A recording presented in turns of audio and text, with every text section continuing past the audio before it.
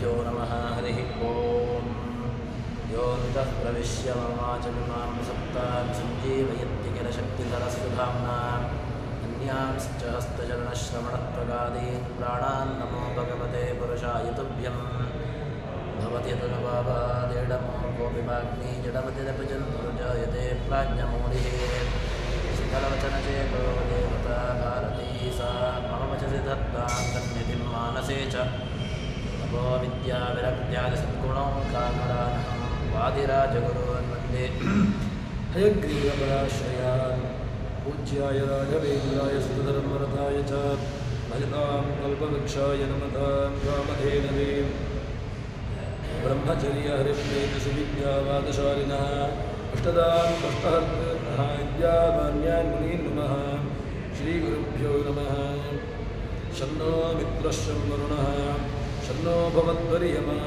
शन्न इन्द्रो बृहस्पतिः शन्नो विष्णुर्क्रमः नमो ब्रह्मणे नमस्ते वायो त्वमेव प्रत्यक्षं ब्रह्मासि त्वमेव प्रत्यक्षं ब्रह्म वदिष्यामि ऋतं वदिष्यामि सत्यं वदिष्यामि तन्मामवतु तद्भक्तारमवतु अवतु माम् अवतु भक्तारम् ॐ शान्ति शान्ति शान्तिः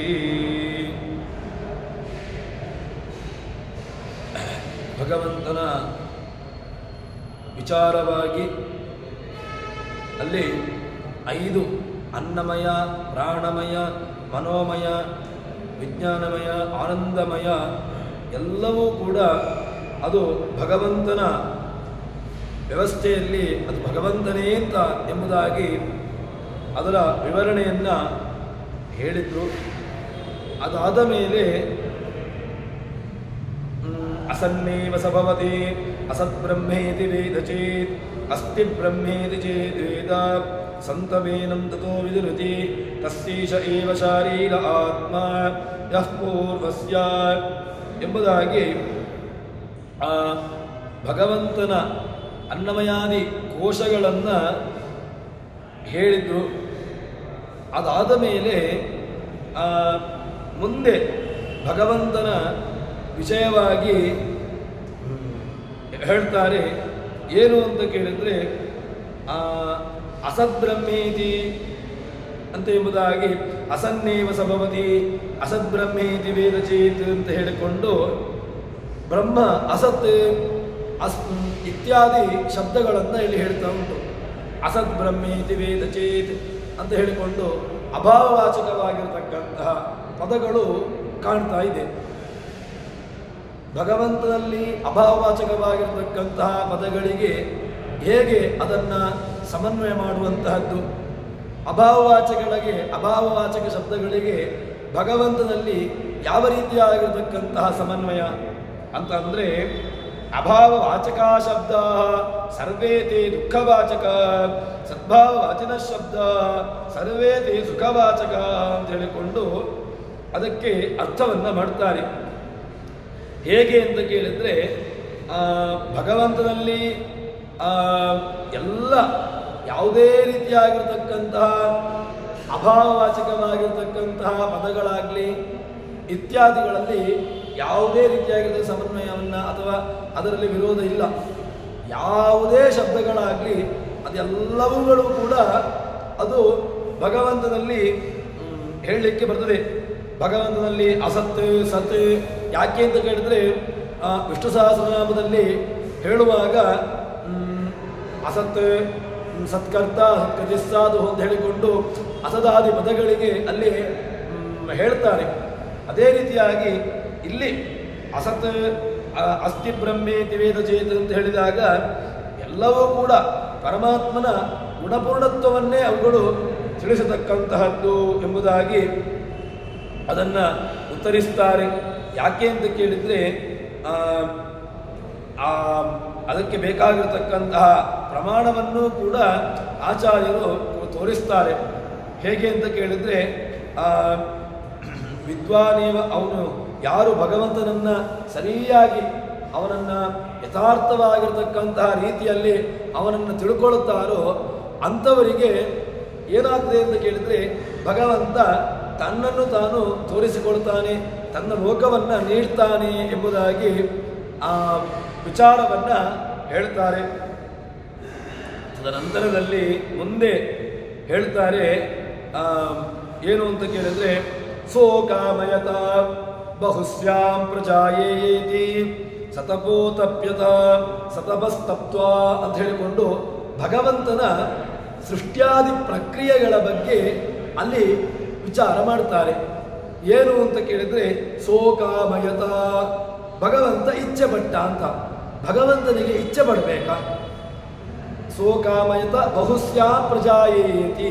ಉಪನಿಷತ್ತು ಏನು ಹೇಳ್ತಾ ಉಂಟು ಅಂತ ಕೇಳಿದ್ರೆ, ಅವನು ಇಚ್ಛಿಸಿದ, ಅವನು ಆಸೆ ಪಟ್ಟು ತಾನು ಬಹುವಾಗಿ ಪರಿಣಾಮವಾಗ್ತೇನೆ ಅಂತ ಹೇಳಿಕೊಂಡು. ಭಗವಂತನಿಗೆ ಆಸೆ ಅಂತ ಹೇಳಿದರೆ ಯಾವುದೋ ಒಂದು ವಿಚಾರವಾಗಿರ್ತಕ್ಕಂತಹ, ಅಂದರೆ ತಾನು ಜಗತ್ತಿಗೆ ಬರಬೇಕು ಅಥವಾ ಜಗದಾಕಾರವಾಗಿ ತಾನು ಪರಿಣಾಮವಾಗಬೇಕು ಅಂತ ಹೇಳಿಕೊಂಡು ಭಗವಂತ ಇಚ್ಛೆ ಪಟ್ಟು ಬರುವಂತಹದ್ದಲ್ಲ ಅಲ್ಲಿ. ಮತ್ತೇನು ಕೇಳಿದ್ರೆ, ಅವನು ಏನು ಇದಕ್ಕೆ ಅರ್ಥ ಏನು ಅಂತ ಕೇಳಿದ್ರೆ, ಸಹ ಅಕಾಮಯತ ಭಗವಂತ ಆಲೋಚಿಸಿದಂತೆ. ಏನು ಅಂತ ಕೇಳಿದ್ರೆ, ತಾನು ಒಂದು ರೂಪದಲ್ಲಿದ್ದೇನಲ್ವ, ಬಹುಸ್ಯಾಂ ಪ್ರಜಾಯೇಯ, ನಾನೀಗ ಒಂದು ರೂಪದಲ್ಲಿದ್ದೇನೆ, ಒಂದು ರೂಪದಲ್ಲಿರತಕ್ಕಂತಹ ನಾನು ಬಹುರೂಪವನ್ನು ತಾಳ್ತೇನೆ. ಅಂದರೆ ತಾನು ಒಂದು ರೂಪದಲ್ಲಿದ್ದವನು ಬಹುಭಾವವನ್ನು ತಳಿತೇನೆ. ಅದರಿಂದಾಗಿ ಏನರ್ಥ ಬರ್ತದೆ ಅಂತ ಕೇಳಿದ್ರೆ, ಉಪನಿಷತ್ತು ಜಗತ್ತಿಗೆ ಜಗತ್ತನ್ನು ಸೃಷ್ಟಿ ಮಾಡ್ತೇನೆ ಅಂತ ಹೇಳಿಕೊಂಡು ತಾನು ಆಲೋಚಿಸಿದ ಮೇಲೆ ಭಗವಂತ ಏನು ಮಾಡಿದ ಅಂತ ಕೇಳಿದರೆ, ಜಗತ್ತಿಗೆ ನಿಯಾಮಕನಾಗಿರತಕ್ಕಂತಹ ನಾನು ಕೂಡ ಬಹುಭಾವವನ್ನು ತಳೆತೇನೆ, ನಾನು ಕೂಡ ಬಹುತ್ವವನ್ನು, ಬಹುಸಂಖ್ಯೆಯನ್ನು, ಅಲ್ಲಿ ಅವತಾರವನ್ನು ಅಥವಾ ಬಹುಭಾವವನ್ನು ತಳೆದು ಬರ್ತೇನೆ ಎಂಬುದಾಗಿ ತಾನು ಇಚ್ಛಪಟ್ಟ ಅಂತ ಉಪನಿಷತ್ತು ಹೇಳ್ತದೆ. ಹೀಗೆ ಹೇಳಿದ ನಂತರ ಸತಪೋತಪ್ಯತ ಸತಪಸ್ತಪ್ತ್ವ, ಭಗವಂತ ತಪಸ್ಸು ಮಾಡಿದ. ತಪ ಆಲೋಚನೆ, ತಪ ಸಂತಾಪೆ ಅಂತ ಹೇಳಿಕೊಂಡು ದೇಹದಂಡನಾಪೂರ್ವಕವಾಗಿರ್ತಕ್ಕಂತಹದ್ದು ಏನು ಭಗವಂತನಿಗೆ ಬೇಕಾಗಿಲ್ಲ. ಮತ್ತೆ ಭಗವಂತ ಆಲೋಚನೆ ಮಾಡಿದ್ದಷ್ಟೇ. ಏನಂತ ಆಲೋಚನೆ ಮಾಡಿದ ಅಂತ ಕೇಳಿದರೆ, ತಾನು ಬಹುಭಾವವನ್ನು ತಳೆಯಬೇಕು, ತಾನು ಒಂದು ರೂಪದಲ್ಲಿದ್ದೇನೆ, ಒಂದು ರೂಪದಲ್ಲಿರ್ತಕ್ಕಂತಹ ನಾನು ಬಹುಭಾವವನ್ನು, ಬೇರೆ ಬೇರೆ ರೂಪವನ್ನು ತಾನು ತಾಳಬೇಕು, ಅಥವಾ ಜಗತ್ತಿಗೆ ತಾನು ಹೋಗಬೇಕು ಅಂತಾದರೆ ಬಹುಭಾವವನ್ನು ಆಗಬೇಕು ಅಂತ ಹೇಳಿಕೊಂಡು ಅವನು ಸಂಕಲ್ಪ ಮಾಡಿದ ಎಂಬುದಾಗಿ ಹೇಳ್ತಾರೆ. ಹೀಗೆ ಯೋಚನೆ ಮಾಡಿ ಏನು ಮಾಡಿದ ಅಂತ ಕೇಳಿದ್ರೆ, ಸತಪಸ್ತಪ್ತ್ವ ಇದಂ ಸರ್ವಂ ಅಸೃಜತ, ಭಗವಂತ ಇದಂ ಸರ್ವಂ ಅಸೃಜತ, ಜಗತ್ತನ್ನು ಸೃಷ್ಟಿ ಮಾಡಿದ. ಇದಂ ಏನು ಜಗತ್ತಿಗೆ ನಮಗೆ ಕಣ್ಣಿಗೆ ಕಾಣ್ತಾ ಉಂಟು, ಈ ಜಗತ್ತನ್ನು ಸೃಷ್ಟಿ ಮಾಡಿದ್ದು ಯಾರು ಅಂತ ಕೇಳಿದರೆ ಅವನು ಭಗವಂತ. ಈ ಉಪನಿಷತ್ತಿನಲ್ಲಿ ನಮಗೆ ಎರಡು ರೀತಿಯಾಗಿರತಕ್ಕಂತಹ ವ್ಯವಸ್ಥೆಯನ್ನು, ಒಂದು ಚಿಂತನೆಯನ್ನು ಮಾಡ್ಬೋದು. ಅದೇನು ಅಂತ ಕೇಳಿದರೆ, ಈ ಜಗತ್ತನ್ನು ಬಹುಭಾವವನ್ನು ಭಗವಂತ ತಾಳಿದ ಅಂತ ಹೇಳಿದರೆ ಅವನು ಏನರ್ಥ ಅಂತ ಕೇಳಿದರೆ, ಇದಂ ಸರ್ವನ್ನ ಸೃಜತ, ಈ ಜಗತ್ತನ್ನು ತಾನು ಮಾಡಿದಲ್ವ, ಪ್ರತ್ಯಕ್ಷವಾಗಿ ಕಾಣ್ತಾ ಉಂಟಲ್ವ ಜಗತ್ತು. ಈ ಜಗತ್ತು ಪ್ರತ್ಯಕ್ಷವಾಗಿ ಕಾಣತಕ್ಕಂತಹ ಜಗತ್ತು ಯಾರ ದೃಷ್ಟಿ ಅಂತ ಕೇಳಿದರೆ ಅದು ಅವನ ದೃಷ್ಟಿ. ಅವನೇ ಒಂದು ರೂಪದಿಂದಾಗಿ ಈ ಜಗತ್ತಾಗಿ ಅಲ್ಲಿ ವಿಸ್ತಾರವಾದ. ಇದಂ ಸರ್ವಂ ಅಸೃಜತ, ತಾನು ಈ ಜಗತ್ತನ್ನು ಸೃಷ್ಟಿ ಮಾಡಿ ಏನು ಮಾಡಿದ ಅಂತ ಕೇಳಿದರೆ, ಯದಿದಂ ಕಿಂಚ ತತ್ ಸೃಷ್ಟ್ವಾ, ಯತ್ ಇದಂ, ಈ ಜಗತ್ತನ್ನು ಎಲ್ಲವನ್ನು ಸೃಷ್ಟಿ ಮಾಡಿ ಏನು ಮಾಡಿದ ಅಂತ ಕೇಳಿದರೆ ಅವನು ಎಲ್ಲಿತ್ತು ಅಂತ ಕೇಳಿದರೆ, ಸಸ್ಯೋದರಸ್ಥ ಜಗತಸ್ಸದಮಂದ ಸಾಂದ್ರ ಸ್ವಾನಂದ ಪಶೋ ರಮಾರಮಸ್ಯ ಅಂತ ಆಚಾರ್ಯ ಮಧ್ವರು ತಾತ್ಪರ್ಯ ನಿರ್ಣಯದಲ್ಲಿ ಹೇಳ್ತಾರೆ. ತಸ್ಯೋದರಸ್ಥ ಜಗತಸ್ಸದಮಂದ ಸಾಂದ್ರಂ, ತನ್ನ ಉದರದಲ್ಲಿರ್ತಕ್ಕಂತಹ ಅದ್ಭುತವಾಗಿರ್ತಕ್ಕಂತಹ ಇಡೀ ಜಗತ್ತನ್ನು ತನ್ನ ಉದರದಲ್ಲಿ ಇಟ್ಟುಕೊಂಡು ಅದನ್ನು ಪಾಲನೆ ಮಾಡ್ತಾ ಇರತಕ್ಕಂಥವನು. ಸಾತ್ವಿಕ ಜೀವರಾಶಿಗಳು, ರಾಜಸ ಜೀವರಾಶಿಗಳು, ತಾಮಸ ಜೀವರಾಶಿಗಳು ಅಂತ ಹೇಳಿಕೊಂಡು ಬೇರೆ ಬೇರೆ ರೀತಿಯಾಗಿರ್ತಕ್ಕಂತಹದ್ದನ್ನು ಪಾಲನೆ ಮಾಡ್ತಾ ಇರತಕ್ಕಂಥವನು ಭಗವಂತ ಏನು ಮಾಡಿದ ಅಂತ ಕೇಳಿದರೆ ಜಗತ್ತನ್ನು ಸೃಷ್ಟಿ ಮಾಡಬೇಕು ಅಂತ ಹೇಳಿಕೊಂಡು ಯೋಚನೆ ಮಾಡಿದ. ಯೋಚನೆ ಮಾಡಿದ ಮೇಲೆ ಏನಾಯಿತು ಅಂತ ಕೇಳಿದರೆ ಜಗತ್ತನ್ನು ಸೃಷ್ಟಿ ಮಾಡಿ ತತ್ಸೃಷ್ಟ್ವಾ ತದೇವ ಅನುಪ್ರಾವಿಶತ್ ಭಗವಂತ ಸೃಷ್ಟಿ ಮಾಡಿದ ಮೇಲೆ ಹಾಗೇ ಬಿಟ್ಟಿಲ್ಲ ಅದರಲ್ಲಿ ಕ್ರಿಯಾದಿಗಳನ್ನು ಮಾಡಬೇಕು, ಕ್ರಿಯಾದಿಗಳು ಕೊಡಬೇಕು ಎಂಬಂತಹ ದೃಷ್ಟಿಯಿಂದಾಗಿ ಏನು ಮಾಡಿದ, ತಾನು ಆ ಜಗತ್ತಿನ ಒಳಗೆ ಹೋಗಿ ಪ್ರವೇಶ ಮಾಡಿದ ಇನ್ನೊಂದು ರೂಪದಿಂದಾಗಿ. ತದೇವಾನುಪ್ರಾವಿಶತ್ ತದನು ಪ್ರವಿಶ್ಯ ಅಲ್ಲಿ ಪ್ರವೇಶ ಮಾಡಿ ಏನು ಮಾಡಿದ ಅಂತ ಕೇಳಿದರೆ ಅಲ್ಲಿ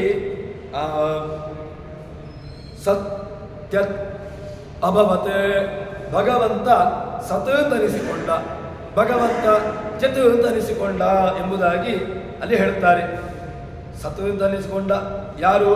ಸಚ್ಚಬ್ದನಾಗಿರ್ತಕ್ಕಂತಹ ಶ್ರೀ ಬ್ರಹ್ಮ ಪ್ರಾಣ, ಅದೇ ರೀತಿಯಾಗಿ ಜಗತ್ತು, ಇದರ ಒಳಗಡೆಗೆ ತಾನು ಪ್ರವೇಶ ಮಾಡಿ ಅದರ ಒಳಗಡೆಗೆ ತನ್ನ ಒಂದು ಸಾಮರ್ಥ್ಯವನ್ನು ಅಲ್ಲಿಟ್ಟ. ಒಳಗಡೆ ಹೋಗಿ ಅಲ್ಲೆಲ್ಲ ಕ್ರಿಯೆಗಳನ್ನು ಮಾಡುವುದು ಯಾರು, ಮಾಡಿಸುವುದು ಯಾರು ಅಂತ ಕೇಳಿದ್ರೆ ತಾನೇ ಸನ್ನಾಮಕನಾಗಿ ಸತ್ ಅಂತನಿಸಿಕೊಂಡು ಅಲ್ಲಿ ಇರ್ತಾನೆ. ಮತ್ತೆ ಇನ್ನು ಅಷ್ಟೇ ಅಲ್ಲ, ತ್ಯತ್ ಏನು ತ್ಯತ್ ಅಂತ ಹೇಳಿದ್ರೆ ಭಗವಂತ ತ್ಯತ್ ಅಂತಾದ. ಏನು ತ್ಯತ್ ಶಬ್ದಕ್ಕೆ ಅರ್ಥ ಅಂತ ಕೇಳಿದ್ರೆ ವ್ಯಾಪ್ಯ, ಭಗವಂತ ಇಡೀ ಜಗತ್ತನ್ನು ವ್ಯಾಪಿಸಿಕೊಂಡು ನಿಂತ. ಹೇಗೆ ಅಂತ ಕೇಳಿದ್ರೆ ಆ ಸರ್ವವ್ಯಾಪಿ ನಿಯಾಮಕ ಅವನು, ಆದ್ದರಿಂದಾಗಿ ತ್ಯತನಿಸಿಕೊಂಡ ಅಂತ ಹೇಳ್ತಾರೆ. ಅಷ್ಟು ಮಾತ್ರವಲ್ಲದೆ ಚತುರ್ಮುಖ ಬ್ರಹ್ಮನ ಒಳಗೆ ಚತುರ್ಮುಖನಲ್ಲಿಯೂ ಕೂಡ ಆ ಚತುರ್ಮುಖನಲ್ಲಿ ನಿಯಾಮಕನಾಗಿ, ಚತುರ್ಮುಖದಲ್ಲಿ ಕ್ರಿಯೆಯನ್ನು ಮಾಡುವುದಕ್ಕೋಸ್ಕರವಾಗಿ, ಚತುರ್ಮುಖ ಅಂತ ಅನಿಸಿಕೊಳ್ಳುವುದಕ್ಕೋಸ್ಕರವಾಗಿ ಅಲ್ಲಿಯೂ ಕೂಡ ತಾನು ತ್ಯತನಾಮಕನಾಗಿ ಪ್ರವೇಶವನ್ನು ಮಾಡಿದ ಅಂತ ಹೇಳ್ತಾರೆ. ಅಂತರ್ಗತನಾಗಿದ್ದಾನೆ. ಮತ್ತೆ ಅಷ್ಟು ಮಾತ್ರವಲ್ಲದೆ ನಿರುಕ್ತಂಚ ನಿಲಯನಂಚ ವಿಜ್ಞಾನಂಚ ವಿಜ್ಞಾನಂಚ ಸತ್ಯಂಚ ಅಮೃತಂಚ ಸತ್ಯಭವತ್ ಅಂತ ಉಪನಿಷತ್ತು ಹೇಳ್ತದೆ. ಭಗವಂತ ಈ ಜಗತ್ತಿಗೆ ನಿರ್ವಚನವನ್ನು ನೀಡುತ್ತಾನೆ. ಯಾಕೆ ಅಂತ ಕೇಳಿದರೆ ಅದಕ್ಕೆ ಭಗವಂತನ ಅದಕ್ಕೆ ಬೇಕಾಗಿರತಕ್ಕಂತಹ ಪ್ರಮಾಣವನ್ನು ಕೂಡ ಇಲ್ಲಿ ಹೇಳ್ತಾರೆ. ಏನು ಅಂತ ಕೇಳಿದ್ರೆ ಆಜ್ಞೋನೇವ ದದಾಪ್ಯಾದಿ ಜ್ಞಾನೇನೇವ ದದಾಪ್ದೆ ಇತಿ ಜ್ಞಾಪಯಿತು ವಿಷ್ಣು ಸ್ವಾತಂತ್ರ್ಯ ಜ್ಞಾಪನಾಯಿತು ಅಂತ ಹೇಳಿಕೊಂಡು ಭಗವಂತ ಎಲ್ಲ ರೀತಿಯಾಗಿರ್ತಕ್ಕಂಥ ಸೃಷ್ಟಿಯನ್ನು ಮಾಡಿದಂತೆ. ಸೃಷ್ಟಿ ಮಾಡಿ ಏನು ಮಾಡಿದ ಅಂತ ಕೇಳಿದರೆ ಆ ಸೃಷ್ಟಿ ಮಾಡಿರತಕ್ಕಂತಹ ವಸ್ತುವಿನಲ್ಲಿ ತಾನು ಪ್ರವೇಶ ಮಾಡಿದ. ಪ್ರವೇಶ ಮಾಡಿ ಆ ಎಲ್ಲ ಶಬ್ದಗಳಿಗೆ ನಿರ್ವಚನ, ಅವನ ಅಧೀನವಾಗಿರ್ತಕ್ಕಂತಹ ಕರ್ತೃತ್ವವನ್ನು ಅಲ್ಲಿ ಕೊಟ್ಟ ಅಂತ ಹೇಳ್ತಾರೆ. ಇಲ್ಲಿ ಸೋಕಾಮಯತ ಅಂತ ಹೇಳ್ತಾರೆ. ಏನು ಸತ್ವಕಾಮಯತ ಸೃಷ್ಟ್ವಾ ಜಗದಂ ಸರ್ವಂ ನಿಯಾಮಕತೆಯ ಅಸ್ಯತು ಬಹುರೂಪೋ ಭವಾನಿ ಇತಿ ಸ್ಯಾತ್ ಜಗತ್ ಚ ಇತ್ಯನ್ ಅಚಿಂತಯತ್. ಭಗವಂತ ಏನು ಚಿಂತನೆ ಮಾಡಿದ ಅಂತ ಕೇಳಿದ್ರೆ ಇದಂ ಸರ್ವಂ ಜಗತ್ ಸೃಷ್ಟ್ವ, ಈ ಎಲ್ಲ ಜಗತ್ತನ್ನು ಸೃಷ್ಟಿ ಮಾಡಿದ. ಸೃಷ್ಟಿ ಮಾಡಿ ಏನು ಮಾಡಿದ? ನಿಯಾಮಕತೆಯ ಅಹಂ ಭವಾಮಿ, ಇದರೆಲ್ಲ ನಿಯಮನೆಗಳನ್ನು ಮಾಡುವವನು ಯಾರು ಅಂತ ಕೇಳಿದರೆ ನಾನು ಇದರೊಳಗಿದ್ದುಕೊಂಡು ನಾನು ಎಲ್ಲ ಜಗತ್ತಿನ ಒಳಗೆ ಹೋಗಿ ತಾನು ಇದನ್ನು ಪ್ರವೇಶ ಮಾಡಿ ಇರ್ತೇನೆ ಅಂತ ಹೇಳಿಕೊಂಡು ಯೋಚನೆ ಮಾಡಿದ. ಅಷ್ಟು ಮಾತ್ರವಲ್ಲದೆ ಬಹುರೂಪೋ ಭವಾಮಿ, ನಾನು ಬಹುರೂಪತ್ವವನ್ನು ಪಡ್ಕೊಳ್ತೇನೆ. ತಾನು ಏನು ಯೋಚನೆ ಮಾಡಿದರೂ ಕೂಡ ಅಷ್ಟು ಮಾತ್ರವಲ್ಲ, ಬಹುರೂಪತ್ವವನ್ನು, ನಾನು ಒಂದು ರೂಪನಲ್ಲ ಬಹುರೂಪತ್ವವನ್ನು ಬಹುಭಾವವನ್ನು ತಳೆದುಕೊಳ್ತೇನೆ ಎಂಬುದಾಗಿ ಆಲೋಚನೆ ಮಾಡಿದ. ಮತ್ತೆ ಸ್ಯಾತ್ ಇತಿ ಆಲೋಚನಾತ್ ನಾಣ್ಯ ತಪೋ ವಿಷ್ಣೋ ಕದೋಚನ ಅವತಾರೇಶ್ವನು ಕೃತಿ ಬಾಹ್ಯವೃತ್ಯಾದವಸ್ವಿನ ಸೃಷ್ಟಿರ್ನಾಮ ಸ್ವರೂಪಾತ್ತು ಬಹಿರ್ನಿಷ್ಕ್ರಮಣಂ ಸ್ಮೃತಂ ಎಂಬುದಾಗಿ ಹೇಳ್ತಾರೆ. ಏನು ಭಗವಂತನ ಸೃಷ್ಟಿ ಅಂತ ಹೇಳಿದ್ರೆ ಏನು? ಭಗವಂತ ಬಹುರೂಪವನ್ನು ತಳೆದುಕೊಂಡ ಅಂದರೆ ಏನು ಅರ್ಥ ಅಂತ ಕೇಳಿದ್ರೆ, ಭಗವಂತ ಆಲೋಚನೆ ಮಾಡಿದ. ಭಗವಂತನಿಗೂ ಕೂಡ ಆಲೋಚನೆ ಮಾಡಬೇಕಾ? ನಾವಾದರೂ ಕೂಡ ಆಲೋಚನೆ ಮಾಡಬೇಕು. ನಾವು ಮನುಷ್ಯರು, ನಾನು ಯಾವುದೋ ಒಂದು ಕರ್ಮಾಂಗವನ್ನು ಮಾಡಬೇಕು ಅಂತ ಆಲೋಚನೆ ಮಾಡಬೇಕು. ಮೊದಲಿಗೆ ಆಲೋಚನೆ ಮಾಡಬೇಕು. ಆಲೋಚನೆ ಮಾಡಿದ ಮೇಲೆ ಅದರಲ್ಲಿ ಪ್ರವೃತ್ತಿಯನ್ನು ಮಾಡಬೇಕು. ಅದಾದ ಮೇಲೆ ಅದಕ್ಕೆ ಬೇಕಾಗಿರತಕ್ಕಂತಹ ಕ್ರಿಯಾ ಎಂಬುದು ಆಗುವಂತಹದ್ದು. ಹೀಗೆ ನಮ್ಮಲ್ಲಿ ಆಲೋಚನೆ ಬೇರೆ, ಪ್ರವೃತ್ತಿ ಬೇರೆ, ಕ್ರಿಯಾ ಬೇರೆ. ಭಗವಂತನಲ್ಲಿ ಆಗುವಾಗ ಇಲ್ಲವೇ ಇಲ್ಲ, ಅದೆಲ್ಲ ಇಲ್ಲವೇ ಇಲ್ಲ. ಯಾಕೆ? ಸ್ಯಾದಿತ್ಯಾಲೋಚನಾನ್ಯದ ತಪೋ ವಿಷ್ಣು ಕದೋಚನ. ಭಗವಂತನ ತಪಸ್ಸು ಬೇರೆ ಅಲ್ಲ, ಭಗವಂತನ ಆಲೋಚನೆ ಬೇರೆ ಅಲ್ಲ, ಭಗವಂತನದ್ದು ಯಾವುದೂ ಪ್ರತ್ಯೇಕವಾಗಿ ಇಲ್ಲವೇ ಇಲ್ಲ. ಎಲ್ಲವೂ ಅವನ ಸ್ವರೂಪಭೂತವಾಗಿರತಕ್ಕಂತಹದ್ದು. ಅವನು ಆಲೋಚನೆ ಮಾಡಿದ ಅಂತ ಹೇಳಿದ್ರೆ, ನಾನು ಈ ಜಗತ್ತಾಗಿ ಜಗತ್ತಿನ ಒಳಗೆ ನಾನು ನಿಯಾಮಕನಾಗಿ ಹೋಗಬೇಕು ಅಂತ ಹೇಳಿಕೊಂಡು ಭಗವಂತ ಆಲೋಚನೆ ಮಾಡುವುದು ಇಲ್ಲವೇ ಇಲ್ಲ. ಭಗವಂತ ಆಲೋಚನೆ ಮಾಡುವುದೇನು? ಅವನಿಗಿಂತ ಪ್ರತ್ಯೇಕವಾಗಿರ್ತಕ್ಕಂತಹ ಆಲೋಚನೆಯೇ ಅದು ಹೇಳಲಿಕ್ಕೆ ಆಗೋದೇ ಇಲ್ಲ. ಇಲ್ಲಿ ಏನು ಅಂತ ಕೇಳಿದ್ರೆ, ಭಗವಂತ ಆಲೋಚನೆ ಮಾಡಿದ ಅಂತ ಹೇಳಿದ್ರೆ ಹೊರಗಿನ ಬಾಹ್ಯವಾಗಿರ್ತಕ್ಕಂತಹ ದೃಷ್ಟಿ, ಬಾಹ್ಯ ದೃಷ್ಟಿಯನ್ನು ಅನುಸರಿಸಿಕೊಂಡು ಭಗವಂತ ಆಲೋಚನೆಯನ್ನು ಮಾಡಿದಷ್ಟೇ. ನಮಗೆ ಒಂದು ಹೇಳಬೇಕಲ್ವಾ? ಜಗತ್ತಾಗಿ ಭಗವಂತ ಜಗತ್ತಾಗಿ ತೃಪ್ತಿ ಮಾಡಬೇಕು ಎಂಬುದಾಗಿ ಭಗವಂತ ಆಲೋಚನೆ ಮಾಡಿದ ಅಷ್ಟೇ. ಇದಕ್ಕೆ ಏನರ್ಥ ಅಂತ ಕೇಳಿದ್ರೆ, ಲೌಕಿಕವಾಗಿರ್ತಕ್ಕ ಒಂದು ಅರ್ಥವನ್ನು ಇಟ್ಟುಕೊಳ್ಳಬೇಕು ಹೊರತು ಅಲೌಕಿಕ ಭಗವಂತನಿಗಿಂತ ಪ್ರತ್ಯೇಕವಾಗಿ ಆಲೋಚನೆ ಎಂಬುದು ಇಲ್ಲವೇ ಇಲ್ಲ. ಭಗವಂತ ಕೃಷ್ಣಾವತಾರವನ್ನು ತೆಗೆದುಕೊಂಡ, ರಾಮಾವತಾರವನ್ನು ತೆಗೆದುಕೊಂಡ, ಬೇರೆ ಬೇರೆ ಅವತಾರಗಳನ್ನು ತೆಗೆದುಕೊಂಡ, ಆಲೋಚನೆ ಮಾಡಿ ತೆಗೆದುಕೊಂಡಂತ ಇಲ್ಲ.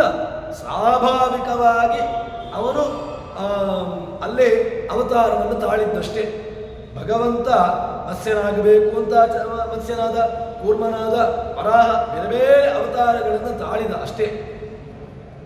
ಅದೇ ರೀತಿಯಾಗಿ ಬಾಹ್ಯ ಆಚರಣೆಗಳಿಂದ ತಪಸ್ವಿಗಳ ಆಚರಣೆ ಏನು, ಅವರೆಲ್ಲ ಹೇಗೆ, ನಮ್ಮಲ್ಲಿ ಹೇಗಿದೆ ಅಂತ ಕೇಳಿದ್ರೆ, ಅವನು ಬಹಿರ್ನಿಷ್ಕ್ರಮಣಂ ಸೃಷ್ಟಿರ್ನಾಮ ಸ್ವರೂಪಾತ್ ಬಹಿರ್ನಿಷ್ಕ್ರಮಣಂ.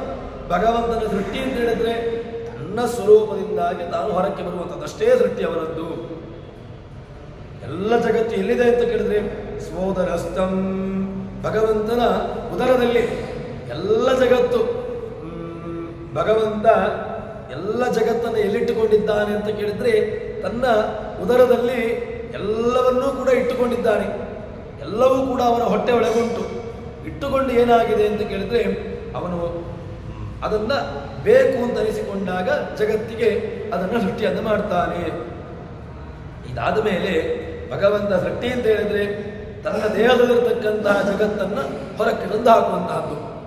ಒಳಗೆ ಒಂದಷ್ಟು ಜೀವರಾಶಿಗಳಿದ್ರು, ಆ ಒಳಗಿರ್ತಕ್ಕಂತಹ ಜೀವರಾಶಿಗಳನ್ನು ಒಂದಷ್ಟು ಜೀವರಾಶಿಗಳನ್ನು ಹೊರಕ್ಕೆ ಹಾಕಿದ. ಅಥವಾ ಯಾವುದೋ ಒಂದು ತನ್ನ ರೂಪ ಇತ್ತು, ತಾನು ಆ ಒಂದು ಸ್ವರೂಪದಿಂದಾಗಿ ಇನ್ನೊಂದು ಸ್ವರೂಪಕ್ಕೆ ತಾನು ಬಂದ. ಹೀಗೆ ಅವನಲ್ಲಿ ಸೃಷ್ಟಿ ಅಂತ ಹೇಳುವಂತಹದ್ದು, ಅವನ ವ್ಯವಸ್ಥೆ ಅಂತ ಹೇಳುವಂತಹದ್ದು. ಸರಿ, ಇನ್ನು ಭಗವಂತ ಇಲ್ಲಿ ಉಪನಿಷತ್ತು ಏನು ಹೇಳಿದೆ ಅಂತ ಕೇಳಿದ್ರೆ, ಭಗವಂತ ಸತ್ಯತ್ ಅಭವತ್ ನಿರುಕ್ತಂ ಅನಿರುಕ್ತಂ ನಿಲಯನಂ ಅನಿಲಯನಂ ವಿಜ್ಞಾನಂ ಅವಿಜ್ಞಾನಂ ಸತ್ಯಂಚ ಅನೃತಂಚ. ಇದೆಲ್ಲ ಏನು? ಭಗವಂತ ಸತ್ಯ ಅಂದ್ರೆ ಏನು, ತತ್ ಅಂದ್ರೆ ಏನು, ಇದೆಲ್ಲ ಏನು ಅರ್ಥ ಅಂತ ಕೇಳಿದ್ರೆ, ತತ್ ಅನಿರುಕ್ತಂ ವಿಜ್ಞಾನಂ ತಥಾ ನಿಲಯನಂ ಮಹಾನ್. ಅದಕ್ಕೆ ಆಚಾರ್ಯರು ಭಾಷ್ಯವನ್ನು ಕೊಡ್ತಾರೆ. ಏನು ಅಂತ ಕೇಳಿದ್ರೆ, ಭಗವಂತ ತತ್ ಅನಿರುಕ್ತ ವಿಜ್ಞಾನ ನಿಲಯನ ಇದೆಲ್ಲವೂ ಏನರ್ಥ ಅಂತ ಕೇಳಿದ್ರೆ, ಮಹತ್ತತ್ವಾಭಿಮಾನಿಯಾಗಿರ್ತಕ್ಕಂತಹ ಬ್ರಹ್ಮನ ಪರ್ಯಾಯ ಪದಗಳು. ಮಹತ್ತತ್ವಾದ ಅಹಂಕಾರಂ ಸದರ್ಜ ಶಿವವಿಗ್ರಹಂ ದೈವಾನ್ ದೇಹಾನ್ ಮನಃಕಾನೆ ಕಂಠದ ತ್ರಿದಾವತದ ಅಂತ ಹೇಳಿದ ಹಾಗೆ ಅಲ್ಲಿ ಭಗವಂತ ಈ ಮಹತ್ತತ್ವಾಭಿಮಾನಿಯಾಗಿರ್ತಕ್ಕಂತಹ ಬ್ರಹ್ಮನನ್ನ ಹೇಳ್ತಾರೆ. ಇನ್ನು ಸತ್ಶಬ್ದಕ್ಕೆ ಏನರ್ಥ ಅಂತ ಕೇಳಿದ್ರೆ, ಸತ್ಶಬ್ದಕ್ಕೆ ಎರಡರ್ಥ ಇದೆ. ಯಾರು ಭಗವಂತ, ಒಂದು ಲಕ್ಷ್ಮೀದೇವಿ ಅಂತ ಅರ್ಥ, ಇನ್ನು ಮುಖ್ಯ ಪ್ರಾಣ ಅಂತ ಅರ್ಥ. ಇನ್ನು ಅದಾದ ಮೇಲೆ ಸತ್, ನಿರುಕ್ತ, ಅನೃತ, ಅವಿಜ್ಞಾನ, ಅನಿಲಯನ ಇತ್ಯಾದಿಗಳೆಲ್ಲವೂ ಕೂಡ ಜಗತ್ತನ್ನು, ಯಾವುದು ಪ್ರಾಕೃತಿಕವಾಗಿರತಕ್ಕಂತಹ ಜಗತ್ತನ್ನು ಅದು ಹೇಳ್ತಾ ಉಂಟು. ಅದಾದ ಮೇಲೆ ಭಗವಂತ ಆಯಾ ವಸ್ತುಗಳಲ್ಲಿ ಏನು ವಿಜ್ಞಾನಂ ಸರ್ವವಿಜ್ಞಾನ ಸತ್ಯಂ ಸಾಧುಸ್ವರೂಪತಃ, ಇಲ್ಲಿ ಅದನ್ನು ಒಳ್ಳೆಯ ರೀತಿಯಲ್ಲಿ ಅದನ್ನು ಹೇಳ್ತಾರೆ, ಅರ್ಥ ಮಾಡಿಸ್ತಾರೆ. ಏನು ಅಂತ ಕೇಳಿದ್ರೆ ತದ್ಗವಿಷ್ಣೋಸ್ತು ಸಂಬಂಧಾತ್ ಸ್ವತಸ್ತನ್ನಾಮಕೋ ಹರಿ ಅಂತ, ತಾನು ಅವುಗಳ ಒಳಗಡೆಗೆ ಹೋಗಿ ಇದ್ದಾನೆ. ಆದ್ದರಿಂದಾಗಿ ಆಯಾಯ ಶಬ್ದಗಳಿಗೆ ಅದಕ್ಕೆ ಹೇಳುವಂತಹದ್ದು. ಅದಾದ ಮೇಲೆ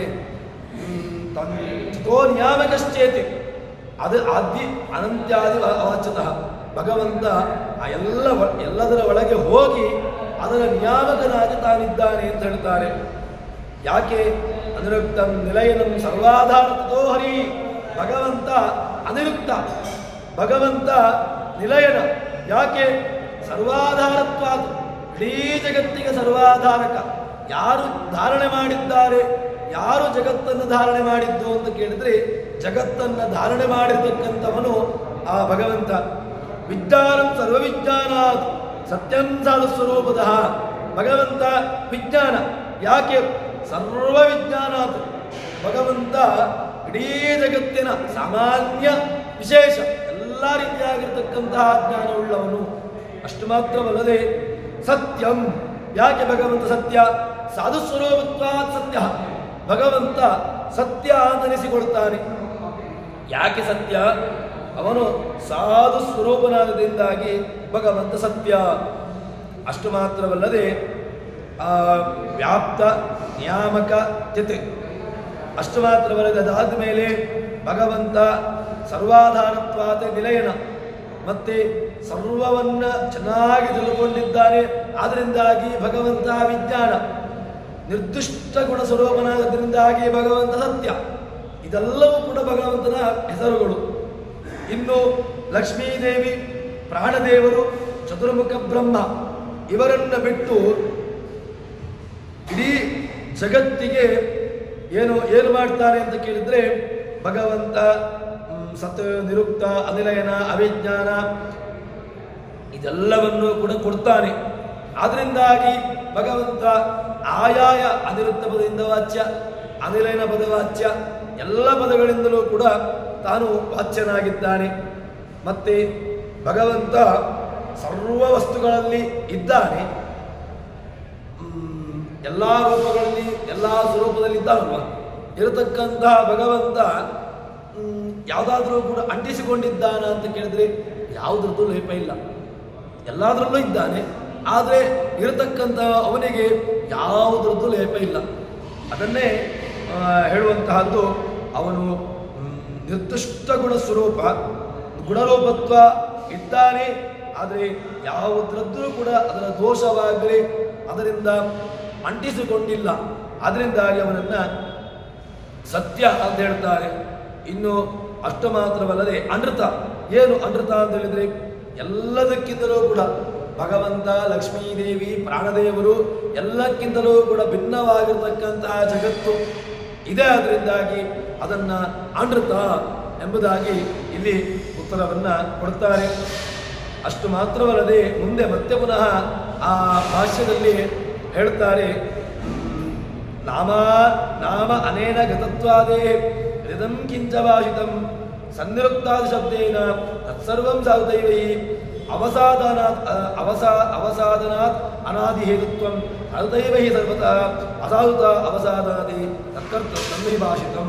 ಭಗವಂತ ನಿರುಕ್ತ, ನಿಲಯನ ಮತ್ತೆ ಏನೆಲ್ಲ ಆ ಶಬ್ದಗಳಿಂದ ಹೇಳಲ್ಪಟ್ಟಿದೆ, ಅನಿರುಕ್ತ, ಅನಿಲಯನ ಮತ್ತೆ ಅನೃತ, ಎಲ್ಲ ಶಬ್ದಗಳು ಕೂಡ ಭಗವಂತನ ವಿಷಯದಲ್ಲಿ ಎಲ್ಲವೂ ಕೂಡ ಮಂಗಲಮಯ. ಯಾಕೆ? ಅಮಾಂಗಲಿಕವಾಗಿರತಕ್ಕಂಥ ಅರ್ಥವನ್ನು ಹೇಳಲಿಕ್ಕೆ ಬರೋದೇ ಇಲ್ಲ. ಭಗವಂತನಲ್ಲಿ ಅಮಾಂಗಲಿಕವಾಗಿರತಕ್ಕಂಥ ಶಬ್ದಗಳನ್ನು ಪ್ರಯೋಗ ಇರಬಹುದು, ಆದರೆ ಆ ಪ್ರಯೋಗ ಇರುವುದರದು ಕೂಡ ಅದಕ್ಕೆ ಅರ್ಥವನ್ನು ಹಾಗೆ ಹೇಳಲಿಕ್ಕೆ ಬರೋದಿಲ್ಲ. ಎಲ್ಲ ಪವಿತ್ರಾಣ ಪವಿತ್ರಮ್ಯೋ ಅಂತ ಹೇಳಿದಾಗೆ ಎಲ್ಲದಕ್ಕೂ ಕೂಡ ಪಾವಿತ್ರ್ಯತೆಯನ್ನು ಕೊಟ್ಟವನು ಅವನು. ಅದರಿಂದ ಅಂಥವನಲ್ಲಿ ಅಪಾವಿತ್ರತೆ ಬರಲಿಕ್ಕೆ ಸಾಧ್ಯವೇ ಇಲ್ಲ. ಅದೇ ರೀತಿಯಾಗಿ ಈ ಅನಿರುಕ್ತ ಉಪನಿಷತ್ತಿನಲ್ಲಿ ಬಂದಿರತಕ್ಕಂತಹ ಅನಿರುಕ್ತ, ಅನಿಲಯನ, ಅವಿಜ್ಞಾನ, ಅನೃತ, ಭಗವಂತ ಏನು ಅನೃತ ಅಂತ ಹೇಳಿದ್ರೆ ಸುಳ್ಳ. ಭಗವಂತನಲ್ಲಿ ಈ ಎಲ್ಲ ಶಬ್ದಗಳು ಕೂಡ ಯಾವುದೇ ರೀತಿಯಾಗಿರ್ತಕ್ಕಂತಹ ಅನೃತಾದಿ ಶಬ್ದಗಳು ಅದರಲ್ಲಿ ಅಮಾಂಗಲಿಕವಾಗಿರ್ತಕ್ಕಂತಹ ಅರ್ಥವನ್ನು ಹೇಳಲಿಕ್ಕೆ ಬರೋದೇ ಇಲ್ಲ. ಎಲ್ಲ ಶಬ್ದಗಳು ಕೂಡ ಅದು ಪರಮ ಮಾಂಗಲಿಕವಾಗಿರ್ತಕ್ಕಂತಹದ್ದೇ. ಇನ್ನು ಮಂಗಲ ಸ್ವರೂಪ ಅಂತ ಹೇಳಿದ ಮೇಲೆ ಭಗವಂತ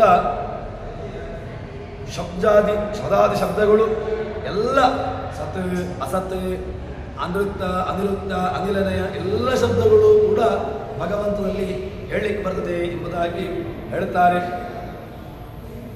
ಅದಾದ ನಂತರ ಮುಂದೆ ಈ ಅಸದಾದಿ ಶಬ್ದಗಳನ್ನು ಭಗವಂತನಿಗೆ ಸಮನ್ವಯ ಮಾಡುತ್ತಾರೆ. ಯಾಕೆ ಅಂತ ಕೇಳಿದ್ರೆ ನಮಗೆ ಅಸದಾದಿ ಶಬ್ದಗಳು ಯಾವ ರೀತಿಯಾಗಿ ಭಗವಂತನಲ್ಲಿ ಅನ್ವಯವನ್ನು ಮಾಡಬೇಕು ಅಂತ ಗೊತ್ತಿಲ್ಲ. ಅದಕ್ಕೋಸ್ಕರವಾಗಿ ಅಸದಾದಿ ಶಬ್ದಗಳನ್ನು ಭಗವಂತನಿಗೆ ಸಮನ್ವಯ ಮಾಡ್ತಾರೆ. ಹೇಗೆ ಅಂತ ಕೇಳಿದ್ರೆ ತದಪ್ಯೇಷ ಶ್ಲೋಕೋ ಭವತಿ ಅಸತ್ವ ಇದಮಗ್ರ ಆಸೀತ್ ತಥೋ ವೈ ಸದಜಾಯತ ತದಾತ್ಮಾನಂ ಸ್ವಯಂ ಕುರುತ ತಸ್ಮಾ ಸುಕೃತಮುಚ್ಯತೆ ತತ್ವೈತತ್ ಸುಕೃತಂ ಅಸೋ ವೈ ಸಹ ರಸಗೃಹ್ಯೇವಾಯಂ ಲಬ್ಧ್ವಾರಂದೇ ಭವತಿ ಕೋ ಹ್ಯೇವಾನ್ಯಾತ್ ಕಪ್ರಾಣ್ಯಾತ್ ಯದೇಶ ಆಕಾಶ ಆನಂದೋ ನ ಸ್ಯಾತ್ ಏಷ ಹ್ಯೇವಾನಂದಯಾತಿ. ಭಗವಂತ ಎಲ್ಲಾ ಶಬ್ದಗಳಲ್ಲಿದ್ದಾನೆ, ಎಲ್ಲಾ ರೂಪದಲ್ಲಿದ್ದಾನೆ ಅಂತ ಹೇಳಿದ್ರಲ್ವಾ, ಅದಕ್ಕೆ ಬೇಕಾಗಿರತಕ್ಕಂತಹ ಪ್ರಮಾಣವನ್ನು ನಮಗೆ ಕೊಡ್ತಾರೆ. ಯಾವುದರಲ್ಲಿ ಅಂತ ಕೇಳಿದ್ರೆ ಆಚಾರ್ಯರು ಅದಕ್ಕೆ ಸರಿಯಾಗಿರ್ತಕ್ಕಂತಹ ಭಾಷ್ಯವನ್ನು ಹೇಳ್ತಾರೆ. ಏನು ಅಂತ ಕೇಳಿದ್ರೆ ಅಸತ್ವ ಇದಮಗ್ರ ಆಸೀತ್. ಜಗತ್ತಿನ ಮೊದಲಿಗೆ ಏನಿತ್ತು ಅಂತ ಕೇಳಿದ್ರೆ ಅಸತ್ವ ಇದಮಗ್ರ ಆಸೀತ್, ಮೊದಲಿಗೆ ಜಗತ್ತನ್ನು ಸೃಷ್ಟಿ ಮಾಡಿದ ಅಂತ ಹೇಳಿದ್ರು. ಭಗವಂತ ಜಗತ್ತನ್ನು ಸೃಷ್ಟಿ ಮಾಡಿದ. ಮೊದಲಿಗೆ ಜಗತ್ತು ಸೃಷ್ಟಿ ಮಾಡಿದ್ದು ಯಾರು? ಭಗವಂತ. ಹೇಗೆ ಸೃಷ್ಟಿ ಮಾಡಿದ? ತಾನು ಜಗತ್ತಾಗಿ ಬಹುಭಾವವನ್ನು ತೊಳ್ಕೊಂಡ. ಅಂದ್ರೆ ಜಗತ್ತಿಗೆ ತಾನು ಬಹುಭಾವವನ್ನು ಕೊಟ್ಟ. ಅದಾದ್ಮೇಲೆ ಏನು ಮಾಡಿದ ಅಂತ ಕೇಳಿದ್ರೆ ಅದರಲ್ಲಿ ತಾನು ಕ್ರಿಯೆಯನ್ನು ಕೊಡುವುದಕ್ಕೋಸ್ಕರವಾಗಿ ಯಾವ ಯಾವ ಪದಾರ್ಥಗಳಲ್ಲಿ ಕ್ರಿಯೆಯನ್ನು ಕೊಡಬೇಕು ಆಯಾಯ ಪದಾರ್ಥಗಳಿಗೆ ಕ್ರಿಯೆಯನ್ನು ಕೊಟ್ಟ. ಇಲ್ಲದಿದ್ದರೆ ನಿರ್ಜೀವ ಪದಾರ್ಥಗಳಿಗೂ ಕ್ರಿಯೆಯನ್ನು ಕೊಡ್ಬೋದಿತ್ತು. ಕಲ್ಲಿದೆ, ಮಣ್ಣಿದೆ, ಅಥವಾ ಇನ್ನಿತರ ಯಾವುದೋ ಒಂದು ಜಡವಾಗಿರ್ತಕ್ಕಂತಹ ಪದಾರ್ಥಗಳಿದೆ. ಆ ಜಡವಾಗಿರ್ತಕ್ಕಂತಹ ಪದಾರ್ಥಗಳಿಗೆ ಕ್ರಿಯೆಯನ್ನು ಕೊಡಲಿಲ್ಲ. ಮತ್ತೆ ಜಡವಾಗಿರ್ತಕ್ಕಂತಹ ವಸ್ತುಗಳನ್ನು ಬಿಟ್ಟು ಯಾವುದು ಚೇತನಾತ್ಮಕ ವಸ್ತುಗಳು ಇದೆಯೋ ಆಯಾಯ ವಸ್ತುಗಳಿಗೆ ತಾನು ಪ್ರವೇಶವನ್ನ ಮಾಡಿ ಅದರಲ್ಲಿ ಕ್ರಿಯೆಯನ್ನು ಕೊಟ್ಟ. ಜೀವನಲ್ಲಿ ಬಂದ, ಬೇರೆ ಬೇರೆ ಪ್ರಾಣಿಗಳಲ್ಲಿ ಬಂದ, ಬೇರೆ ಬೇರೆ ವ್ಯವಸ್ಥೆಗಳಲ್ಲಿ ಬಂದ. ಅದಾದ್ಮೇಲೆ ಏನು ಮಾಡಿದ ಅಂತ ಕೇಳಿದ್ರೆ ಆಯಾಯ ಶಬ್ದಗಳಿಂದ ವಾಚ್ಯನಾದ ಭಗವಂತ. ಹೇಗೆ ಅಂತ ಕೇಳಿದ್ರೆ ಅದಕ್ಕೆ ಉಪನಿಷತ್ತು ಉತ್ತರವನ್ನು ಕೊಡ್ತದೆ. ಹೇಗೆ? ಅಸತ್ವ ಇದಮಗ್ರ ಆಸೀತ್. ಜಗತ್ತಿಗೆ ಮೊದಲಿಗೆ ಏನೂ ಇರಲಿಲ್ಲ. ಶ್ರುತಿಯಲ್ಲಿಯೂ ಕೂಡ ಇದಕ್ಕೆ ಬೇಕಾಗಿರ್ತಕ್ಕಂತಹ ಪ್ರಮಾಣ ಬೇಕಾದಷ್ಟು ಸಿಗ್ತದೆ ನಮಗೆ. ಆ ಜಗತ್ತಿನ ಮೊದಲಿಗೆ ಏನಿತ್ತು ಅಂತ ಕೇಳಿದ್ರೆ ಏನಿರಲಿಲ್ಲ. ಭಗವಂತ ಲಕ್ಷ್ಮೀದೇವಿ ಮಾತ್ರ ಇದ್ದದ್ದು. ಲಕ್ಷ್ಮೀದೇವಿ ಜಗತ್ತು ಎರಡಿತ್ತು. ಎರಡಿದ್ದದ್ದನ್ನು ಭಗವಂತ ಅದರ ಜೊತೆಗೆ ಏನಿತ್ತು ಅಂತ ಕೇಳಿದ್ರೆ ಜೀವರಾಶಿಗಳಿದ್ರು. ಕೆಲವರ ನಿತ್ಯ ಪದಾರ್ಥಗಳು ಹಾಗೆ ಇರ್ತವೆ. ಯಾವುದೆಲ್ಲ ಅಂತ ಕೇಳಿದ್ರೆ ಜೀವ, ಮತ್ತೆ ದ್ರವ್ಯಗಳು, ಕಾಲ, ಮತ್ತೆ ಇದೆಲ್ಲವೂ ಕೂಡ ಯಾವತ್ತೂ ನಾಶ ಆಗುವುದಿಲ್ಲ. ಅದು ಯಾವತ್ತೂ ಕೂಡ ಇರುವಂತಹದ್ದು. ಅದೇ ರೀತಿಯಾಗಿ ಭಗವಂತ ಇದ್ದ. ಆ ಇರತಕ್ಕಂತಹ ಭಗವಂತ ಏನಾಗಿತ್ತು ಅಂತ ಹೇಳಿದ್ರೆ ಅಸತ್ವ ಇದಂ ಅಗ್ರೇ ಆಸೀತ್. ಅಸತ್ ಆಸೀತ್. ಏನು ಅಸತ್ ಆಸೀತ್ ಅಂತ ಹೇಳಿದ್ರೆ ಅಸತ್ ಶಬ್ದಕ್ಕೆ ಏನರ್ಥ ಅಂತ ಕೇಳಿದ್ರೆ ಅನಾಸಾದಿ ಅಸನ್ನಾಮ ಪೂರ್ವಂ ನಾರಾಯಣಾಭಿಧ. ಇಲ್ಲಿ ಅಸತ್ ಶಬ್ದಕ್ಕೆ ನಿಜವಾಗಿ ಹೊರಗಿನ ಲೌಕಿಕ ಅರ್ಥ ಏನು ಅಂತ ಕೇಳಿದ್ರೆ ಅಸತ್, ಅಸತ್ ಸುಳ್ಳಿತ್ತು ಮೊದಲು. ಏನು ಸುಳ್ಳಿತ್ತು? ಅಸತ್ ಶಬ್ದಕ್ಕೆ ಲೌಕಿಕ ಅರ್ಥ ಏನು ಅಂತ ಕೇಳಿದ್ರೆ ಸತ್ ಅಲ್ಲ. ಸತ್ ಅಲ್ಲ ಅಂತ ಹೇಳಿದ್ರೆ ಸುಳ್ಳು ಅಂತ ಅರ್ಥ. ಸುಳ್ಳು ಮೊದಲಿತ್ತು ಅಂತ ಹೇಳಿದ್ರೆ ಏನು ಸುಳ್ಳು ಮೊದಲಿತ್ತು? ಅದಕ್ಕೆ ಆ ಅಸತ್ ಶಬ್ದಕ್ಕೆ ಆ ಅರ್ಥ ಅಲ್ವೇ ಅಲ್ಲ. ಅಸತ್ ಶಬ್ದಕ್ಕೆ ಏನರ್ಥ ಅಂತ ಕೇಳಿದ್ರೆ ಅಸತ್ವ ಇದಮಗ್ರ ಆಸೀತ್. ಅಸತ್ ಅಂತ ಹೇಳಿದ್ರೆ ಅದಕ್ಕೆ ಆಚಾರ್ಯರ ಭಾಷ್ಯ ಇದೆ. ಏನು ಭಾಷ್ಯ ಅಂತ ಕೇಳಿದ್ರೆ ಭಗವಂತನಿಗೆ ಅಸತ್ ಅಂತ ಹೆಸರು. ಯಾಕೆ ಭಗವಂತನಿಗೆ ಅಸತ್ ಅಂತ ಹೆಸರು ಅಂತ ಕೇಳಿದ್ರೆ ಅದಕ್ಕೆ ಅನಾಸಾದ್ಯಾದಿ ಅಸನ್ನಾಮ ಪೂರ್ವಂ ನಾರಾಯಣ ವಿಧ. ಭಗವಂತನಿಗೆ ಅಸತ್ ಅಂತ ಹೆಸರಂತೆ. ಯಾಕೆ ಅಂತ ಕೇಳಿದ್ರೆ ಯಾರಿಂದಲೂ ಕೂಡ ಹೊಂದಲಿಕ್ಕಾಗೋದಿಲ್ಲ. ಯಾವಾಗ? ಪ್ರಳಯ ಕಾಲಕ್ಕಿಂತ ಮೊದಲು. ಪ್ರಳಯ ಕಾಲದಲ್ಲಿ ಏನಿತ್ತು? ಏನೂ ಇಲ್ಲ. ತಾನು ತನ್ನ ಹೆಂಡತಿ ಮಾತ್ರ ಇದ್ದದ್ದು. ತನ್ನ ಹೆಂಡತಿ ಲಕ್ಷ್ಮೀದೇವಿ, ಶ್ರೀದೇವಿ, ಭೂದೇವಿ, ದುರ್ಗಾದೇವಿ, ಇವರು 3 ಮಂದಿ. ಲಕ್ಷ್ಮೀದೇವಿಯದ್ದೇ 3 ರೂಪಗಳು. ಅವರು ಭಗವಂತನ ಜೊತೆಗೆ ಇದ್ದಾರೆ. ಅದರಿಂದ ಸೃಷ್ಟಿಯ ಆರಂಭದಲ್ಲಿ ಏನಿದ್ದದ್ದು ಅಂತ ಕೇಳಿದ್ರೆ ಅಸತ್ತಿತ್ತು. ಏನು ಅಸತ್ ಶಬ್ದಕ್ಕೆ ಏನು ಅರ್ಥ ಬಂತೆ ಈಗ? ಅಸತ್ ಶಬ್ದಕ್ಕೆ ಪೂರ್ವಂ ನಾರಾಯಣಾವಿಧ, ಭಗವಂತನೇ ಅಸತ್ನಾಮಕನಾಗಿ ಅಲ್ಲಿದ್ದ. ಆದ್ರಿಂದ ಉಪನಿಷತ್ತಿಗೆ ಏನರ್ಥವನ್ನ ಮಾಡಬೇಕು? ಅಸತ್ವ ಇದಮಗ್ರ ಆಸೀತ್ ಅಂತ ಉಪನಿಷತ್ತಿದೆ. ಅಸತ್ವ ಇದಮಗ್ರ ಆಸೀತ್ ಅಂದ್ರೆ ಸುಳ್ಳಿತ್ತು ಮೊದಲು ಅಂತ ಹೇಳಲಿಕ್ಕೆ ಬರುವುದಿಲ್ಲ. ಸುಳ್ಳಿರ್ಲಿಲ್ಲ, ಸುಳ್ಳಲ್ಲ, ಸತ್. ಯಾವುದು ಸತ್? ಅಸತ್ ನಾಮಕನಾಗಿರ್ತಕ್ಕಂತಹ ಭಗವಂತ ಮೊದಲಿಗಿದ್ದ. ಅವನಿದ್ದಲ್ವಾ? ಏನು ಮಾಡಿದ? ಅವನಿಂದ ಸತೋ ವೈ ಸದಜಾಯತ, ಅವನಿಂದ ಸತು ಹುಟ್ಟಿತು. ಮುಂದೆ ಜಗಂತ ಏನು ಮಾಡಿದ ಭಗವಂತ? ತಾನಿದ್ದ ಅಲ್ವಾ? ತಾನು ಕೂತುಕೊಂಡ. ಇದ್ದಾಗ ಯೋಚನೆ ಮಾಡಿದ. ಏನು ಯೋಚನೆ ಮಾಡಿದ? ನಾನು ಮಾತ್ರ ಇದ್ದೇನಲ್ವಾ? ಒಂದಷ್ಟು ತನ್ನ ಸೃಷ್ಟಿಯನ್ನು ಮಾಡುವ, ಒಂದಷ್ಟು ತನ್ನ ವ್ಯಾಪ್ತಿಯನ್ನು ತೋರಿಸುವ ಅಂತ ಹೇಳಿಕೊಂಡು ಏನು ಮಾಡಿದ? ಒಂದಷ್ಟು ಜೀವರಾಶಿಗಳನ್ನ, ಒಂದಷ್ಟು ಬ್ರಹ್ಮನನ್ನು, ಜೀವರಾಶಿಗಳನ್ನ, ಜಗತ್ತನ್ನು ಸೃಷ್ಟಿ ಮಾಡಿದ. ಸೃಷ್ಟಿ ಮಾಡಬೇಕು ಅಂತ ಹೇಳಿಕೊಂಡು ಏನು ಅವನಿಗೆ ಆಲೋಚನೆ ಮಾಡಬೇಕು. ನಾನು ಹೇಳಿದೆ ಮೊದಲೇ, ಏನು ಕೇಳಿದ್ರೆ ನಮ್ಮಲ್ಲಿ ಆದರೂ ಇಚ್ಛಾ ಬೇರೆ, ಪ್ರವೃತ್ತಿ ಬೇರೆ, ಕ್ರಿಯೆ ಬೇರೆ. ಯಾಕೆ? ನಾವು ಮೊದಲಿಗೆ ಒಂದು ಏನಾದರೂ ಒಂದು ನಾಳೆ ಒಂದು ದಿವಸ ಕಾರ್ಯಕ್ರಮ ಮಾಡಬೇಕು ಅಂತ ಹೇಳಿದ್ರೆ ಒಂದು 10 ದಿವಸ ಮೊದಲು ಯೋಚನೆ ಮಾಡಬೇಕು. 10 ದಿವಸಗಳ ನಂತರ ನಾನು ಕಾರ್ಯಕ್ರಮ ಮಾಡಬೇಕು ಅಂತ ಯೋಚನೆ ಮಾಡಬೇಕು. ಯೋಚನೆ ಮಾಡಿದ ಮೇಲೆ ಅದಕ್ಕೆ ಬೇಕಾಗಿರತಕ್ಕಂತಹ ಸಲಕರಣೆಗಳನ್ನು ತಯಾರು ಮಾಡಬೇಕು. ಅದಾದ ಮೇಲೆ ನಾನು ಕರ್ಮಾಂಗದಲ್ಲಿ ಪ್ರವೃತ್ತಿಯನ್ನು ಮಾಡಬೇಕು. ಇದು ಭಗವಂತನಿಗೆ ಇಲ್ಲವೇ ಇಲ್ಲ. ಭಗವಂತ ಹೇಗೆ ಅಂತ ಕೇಳಿದ್ರೆ ತಾನು ಇದ್ದಕ್ಕಿದ್ದಾಗ ಸೃಷ್ಟಿ ಮಾಡ್ತಾನೆ. ಯಾರಿಗೋಸ್ಕರ ಸೃಷ್ಟಿ ಮಾಡ್ತಾನೆ? ಅವನಿಗೇನಾದರೂ ಹೊಟ್ಟೆ ತುಂಬಿಸಬೇಕು ಅಂತ ಉಂಟಾ? ಇಲ್ಲ. ಅವನಿಗೋಸ್ಕರ ಸೃಷ್ಟಿ ಮಾಡಿ ಇದು ನಮಗೆ ಹೇಗೆ ಅಂತ ಕೇಳಿದ್ರೆ ನನ್ನಲ್ಲಿ ಯಾವುದು ಇಲ್ಲವೋ ಅದನ್ನು ಪೂರೈಸಿಕೊಳ್ಳಲಿಕ್ಕೆ ನಾನು ಏನನ್ನೋ ಒಂದು ಪಡ್ಕೊಳ್ತೇನೆ. ಅಂದರೆ ಏನು ಅಂತ ಕೇಳಿದ್ರೆ ನನಗೀಗ ಹಣ ಇಲ್ಲ ಅಂತ ಹೇಳಿಕೊಂಡು ಏನು ಮಾಡ್ತೇನೆ? ನಾನು ಯಾವುದೋ ಕೆಲಸವನ್ನು ಮಾಡ್ತೇನೆ. ಅಂದರೆ ಯಾವುದೋ ಒಂದು ಕಾರ್ಯವನ್ನು ಮಾಡಿ ಅದರಿಂದ ನಾನು ಸುಖವನ್ನು ಪಡ್ಕೊಳ್ಳೋದು. ಭಗವಂತನಿಗೆ ಹಾಗಿಲ್ವೇ ಇಲ್ಲ. ಯಾವುದೋ ಒಂದು ನಿಮಿತ್ತವನ್ನಿಟ್ಟುಕೊಂಡು, ಯಾವುದೋ ಒಂದು ಆಶ್ರಯ ಪಡ್ಕೊಂಡು ಅದರಿಂದಾಗಿ ಭಗವಂತನಿಗೆ ಸುಖ. ಭಗವಂತ ಆ ರೀತಿಯಾಗಿರ್ತಕ್ಕಂತಹ ವ್ಯವಸ್ಥೆಯಲ್ಲಿ ಇಲ್ಲವೇ ಇಲ್ಲ. ತಾನು ಸ್ವರಮಣ, ಎಲ್ಲದರಲ್ಲೂ ತಾನಿದ್ದಾನೆ. ಅದನ್ನೇ ಉಪನಿಷತ್ತು ನಮಗೆ ಹೇಳುವಂತಹದ್ದು. ತಥೋ ವೈ ಸದಜಾಯತ, ಅವನು ಸತ್ನಾಮಕನಾಗಿರ್ತಕ್ಕಂಥವನನ್ನು ಸೃಷ್ಟಿ ಮಾಡಿದಂತೆ. ಅಲ್ಲಿ ಏನು ಮಾಡಿದ? ಇಲ್ಲಿ ಉಪನಿಷತ್ತು ಕೊಡತಕ್ಕಂತಹ ಅರ್ಥ ಇನ್ನೂ ಚೆನ್ನಾಗಿದೆ. ಹೇಗೆ ಅಂತ ಕೇಳಿದರೆ ತನ್ನದೇ ರೂಪವನ್ನು ವಿವರಣೆ ಮಾಡ್ತಾರೆ. ಭಗವಂತ ನಾರಾಯಣನಾಗಿದ್ದ.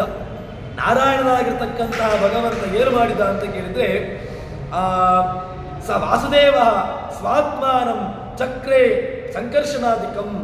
ತಾನು ನಾರಾಯಣನಾಗಿದ್ದ. ನಾರಾಯಣನಿಂದಾಗಿ ವಾಸುದೇವ, ವಾಸುದೇವನಿಂದಾಗಿ ಸಂಕರ್ಷಣದಿಂದಾಗಿ ಪ್ರದ್ಯುಮ್ನ, ಹೀಗೆ ತನ್ನ ರೂಪವನ್ನು ಆವಿರ್ಭಾವಗೊಳಿಸಿದ ಅಂತ ಹೇಳ್ತಾರೆ. ಇದು ಉಪನಿಷತ್ತಿನ ವ್ಯವಸ್ಥೆ. ತನ್ನ ರೂಪಗಳು ಎಲ್ಲ ಕಾಲದಲ್ಲಿ ಇತ್ತು. ಹೊರತಾಗಿ ಸೃಷ್ಟಿ ಮಾಡಿದ್ದೇನಲ್ಲ. ಯಾವುದೋ ಒಂದು ರೂಪ ಇರಲಿಲ್ಲ, ಸೃಷ್ಟಿಕಾರದಿಂದಾಗಿ ಉದ್ಭವಿಸಿದ ಎಲ್ಲ ರೂಪಗಳು ಎಲ್ಲ ಕಾಲದಲ್ಲಿ ಇತ್ತು. ಏನು ಅಂತ ಕೇಳಿದ್ರೆ ಆವಿರ್ಭಾವಗೊಳಿಸಿದಷ್ಟೇ. ಕೃಷ್ಣನಾಗಿ ಅವತಾರ ಮಾಡಿದ, ರಾಮನಾಗಿ ಅವತಾರ ಮಾಡಿದ. ಕೃಷ್ಣ ರೂಪ ಇಲ್ವಾ? ರಾಮರೂಪ ಇಲ್ವಾ? ಮತ್ಸ್ಯ ರೂಪ ಇಲ್ವಾ ಅಂತ ಕೇಳಿದ್ರೆ ಇತ್ತು. ಎಲ್ಲ ಕಾಲದಲ್ಲಿ ಎಲ್ಲ ರೂಪಗಳಿತ್ತು. ಯಾವ ಕಾಲಕ್ಕೆ ಯಾವುದು ರೂಪ ಬೇಕು ಅಂತ ಹೇಳಿಕೊಂಡು ಸೃಷ್ಟಿ ಮಾಡಿದ್ದಷ್ಟೇ. ತಾನು ಅದನ್ನು ಅಭಿವ್ಯಕ್ತಿಗೊಳಿಸಿದಷ್ಟೇ. ವೇದವ್ಯಾಸ ರೂಪನೂ ಇತ್ತು, ದತ್ತಾತ್ರೇಯ ರೂಪನೂ ಇತ್ತು, ಶಿಂಶುಮಾರನ ರೂಪನೂ ಇತ್ತು. ಎಲ್ಲ ರೂಪಗಳು ಎಲ್ಲ ಕಾಲದಲ್ಲೂ ಇತ್ತು. ಆದರೆ ಯಾವ ಕಾಲಕ್ಕೆ ಯಾವ ರೂಪದಿಂದ ಬರಬೇಕು ಅಂತ ಹೇಳಿಕೊಂಡು ಅವನು ಯೋಚನೆ ಮಾಡಿಕೊಂಡು ಅವನು ಬರ್ತಾನೆ ಅಷ್ಟೇ. ಇದು ಉಪನಿಷತ್ತಿನ ವ್ಯವಸ್ಥೆ.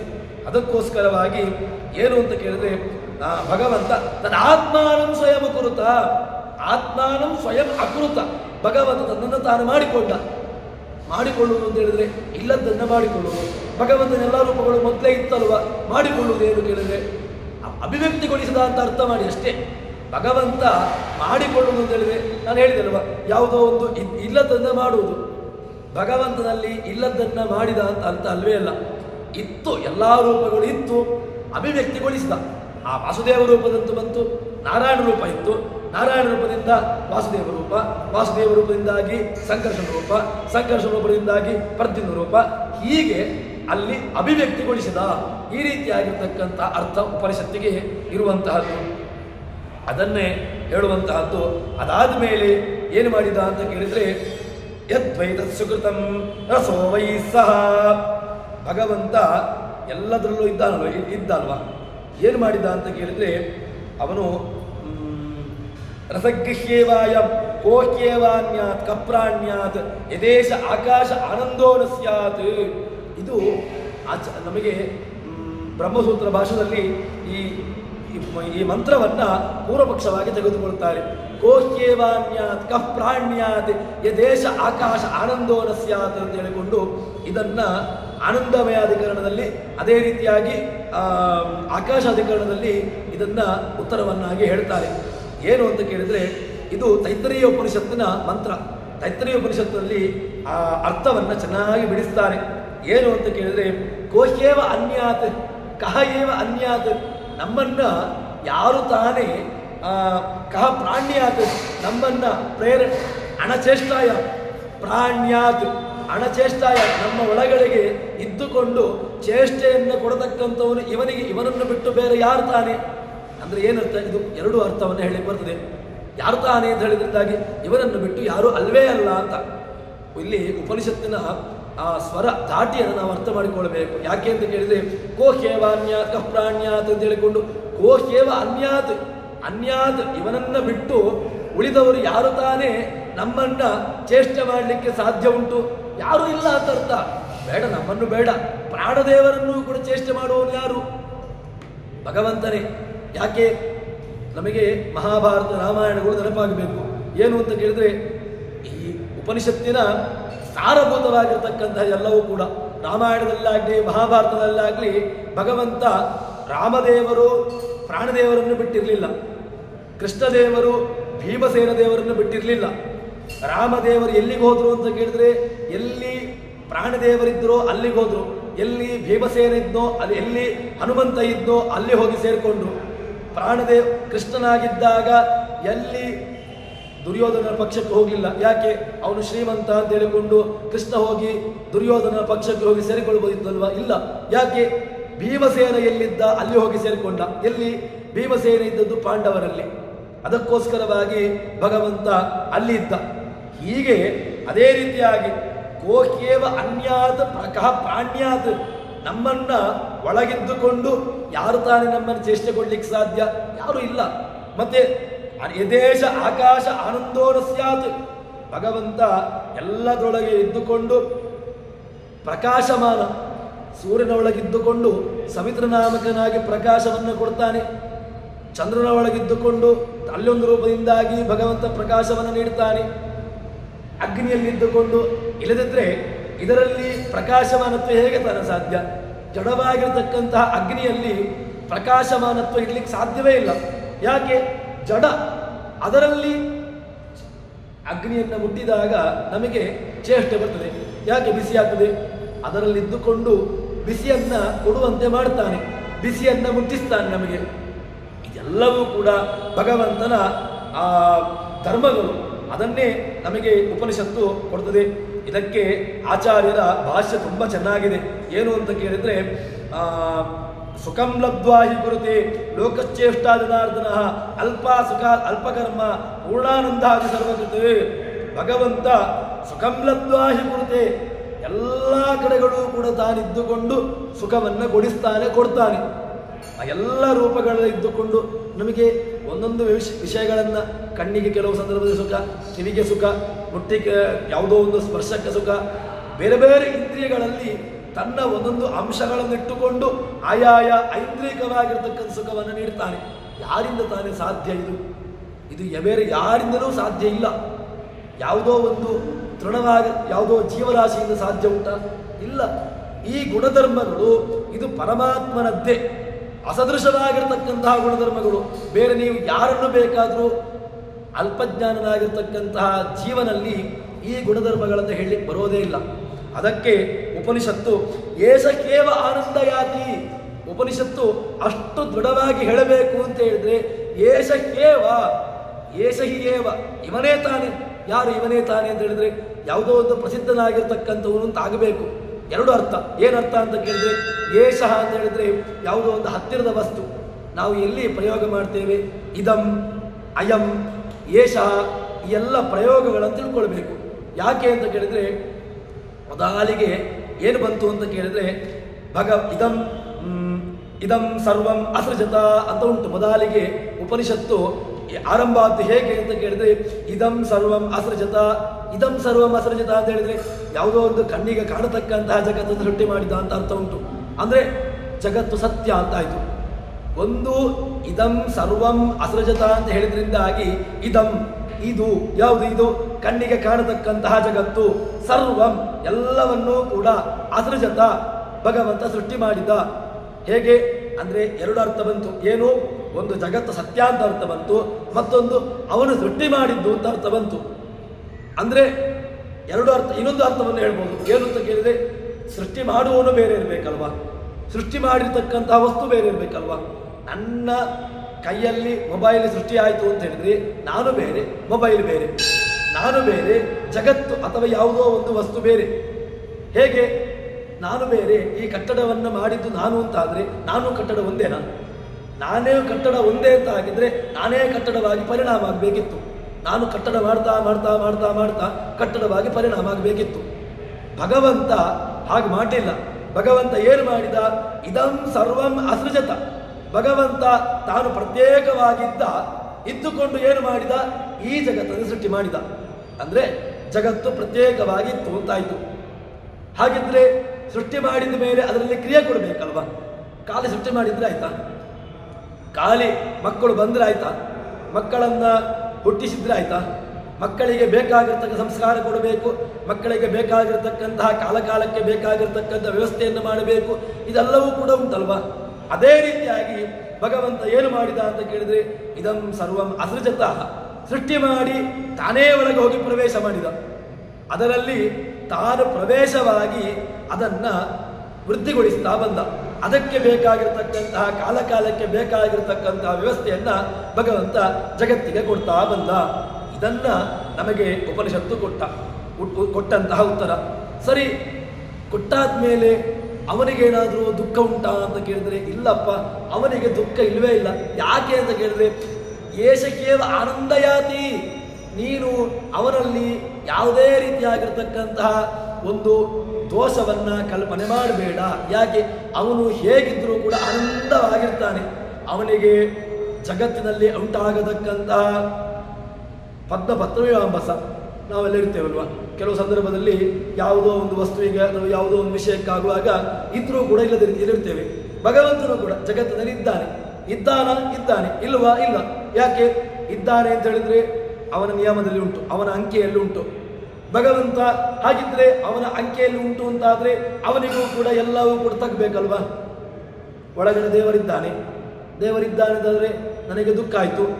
ದುಃಖ ಆದಾಗ ದೇವರಿಗೂ ದುಃಖ ಆಗಬೇಕು. ಯಾರೋ ನನ್ನವರು ಯಾರೋ ಹೋದ್ರು, ದುಃಖ ಆಯಿತು. ಯಾರೋ ನನ್ನವರು ಯಾರೋ ಹುಟ್ಟಿದ್ರು, ಸುಖ ಆಯಿತು, ಖುಷಿ ಆಯಿತು. ಇದು ಕೂಡ ವೃದ್ಧಿ ಹ್ರಾಸಗಳು ಭಗವಂತನಿಗೆ ಆಗಬೇಕಲ್ವ? ಇಲ್ಲಪ್ಪ, ಅವನಿಗೆ ಅದೆಲ್ಲ ಏನಿಲ್ಲ. ಆನಂದಯಾತಿ.